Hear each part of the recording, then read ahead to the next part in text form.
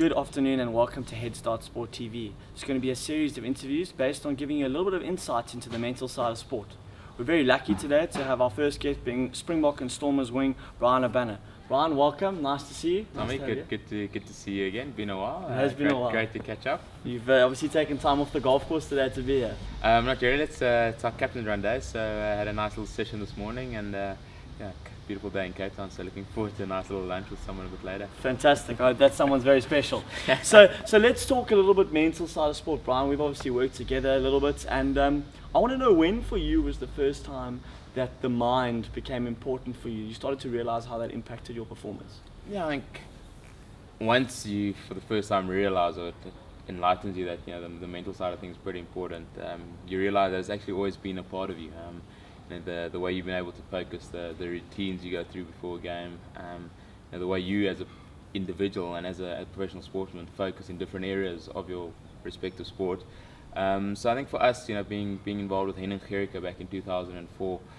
2005 with the box, it sort of made you realize that the mental aspect of the game is going to become a lot more important, a lot more crucial, especially with sport becoming a lot more professional. Rugby seasons becoming a lot more longer, a lot tougher. Very long. The whole mental side of actually being able to go to New Zealand and win games was sort of a big step up that South African players and teams needed to make. So let's make it a little bit more real here. Who's the mentally toughest player you've ever played with and against?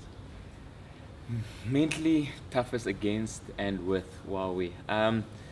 geez, I think probably I think there's a few guys. Someone like Skalkberger for me is a great example of a player that can be in the most relaxed state of mind, off the field. But as soon as his feet cross that chalk, he becomes switched on to a point where no one else is as focused as he is, and I think that shows in his game. It shows in his enthusiasm, and his commitment within the game. So I think, in terms of being able to flick that switch, I think Skalk for me is the biggest player that I've played with that has that ability. I think in terms of mental challenge playing against, I think some of the New Zealanders, guys like Daniel Carter, Richard McCaw, guys that have been able to produce results, whether it's been going tough, whether it's been going well, and produce good results over a long period of time. But I think probably the guy that stood out for me and the way he changed the game of rugby was Johnny Wilkinson. He was able to get over injuries and niggles and put his body on the line and prepare himself mentally. And I think we saw the results of England winning the 2003 World Cup, and Johnny, after all his injuries, was only able to come back a year or two later. And I think being able to be mentally prepared to overcome those challenges for me is of a guy who's not the biggest in the world, but a guy that constantly worked on all areas and aspects of his own life and his professional life to make sure that he was the best number 10 in world rugby at that stage. Was pretty out there. Tell me, what does Bryan Habana's pre-match routine look like from a mental point of view? I think the more you go on, the more it changes. Starting off in your career, you're probably just a free-spirited individual, and you're living on the energy and the excitement and the nervous tension within your stomach, those butterflies everyone talks about. And as you progress, your state of mind constantly changes. The more people see you, the more people want to stop you. The more you got to be doing stuff differently. The more you got to be thinking about stuff differently. So I think for me personally, I think being in a routine that I'm comfortable with is very important. And it's not in any way having these myths about putting my left boot on first or right boot on, but it's just a routine where I know it's something I do every day.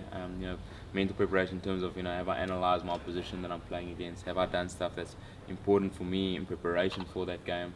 So when my mental preparation starts, that the physical preparation has been done 100% is pretty important. And like I say, the more it changes, the more it actually stays the same. And I've been lucky enough to play a couple of test matches now, and you sing a national anthem 50 times, you sing it 70 times, but it doesn't get less important. And being in those environments and being able to be around guys and being a positive influence, I think for me is pretty important. For sure. So this is an interesting question for me, and I think it'd be quite interesting for people out there. A cold Friday night against Falke in Brakpan versus a test at Eden Park. How do you prepare differently, or how do you make sure that your level of focus and motivation is at a similar level?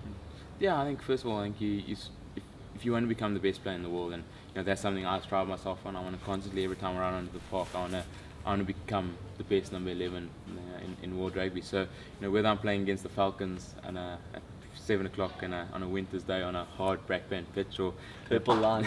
purple line, or playing against the All Blacks at Eden Park in a do or die Tri Nations test match.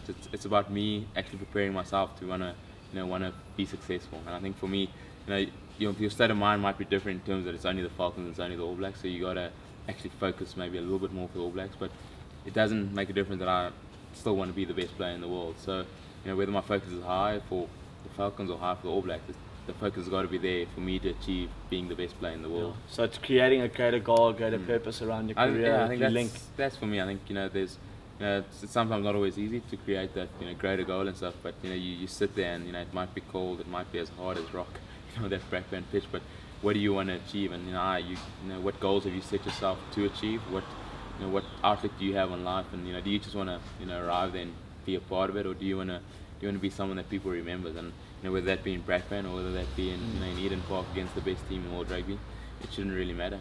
Would you say, Bryan, that that's your biggest motivator, being someone that people remembers? Definitely. Well, not only someone people remember, I think someone that first of all people can rely on, and someone that makes a difference. Someone that if they need something to happen, they look at me. If they need energy, if they need someone to lean on, if they need something big to happen within the game, I'd like to be a player that can put my hand up. I'd like to be a player that can say, well, listen, I'm going to stand up and be counted. And it's not about what Bryan Habana does as Bryan Habana. It's what it's what part I play in the success of the team. And I think the longer I've gone on in professional rugby, and the longer I've been able to experience certain achievements and successes and disappointments, the more I realise that in a team sport you can only play as much a part as the guy next to you. So Bryan Habana is no less important than a John de Jong or John de Villiers or Skalkberger or Brock Harris that has to do the dirty work sometimes.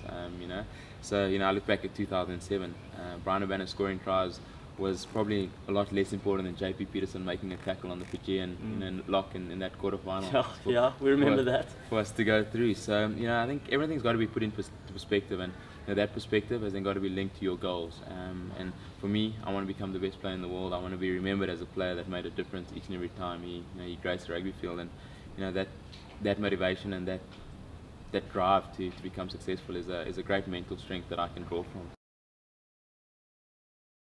And that's it all for this time on Head Start Sport TV.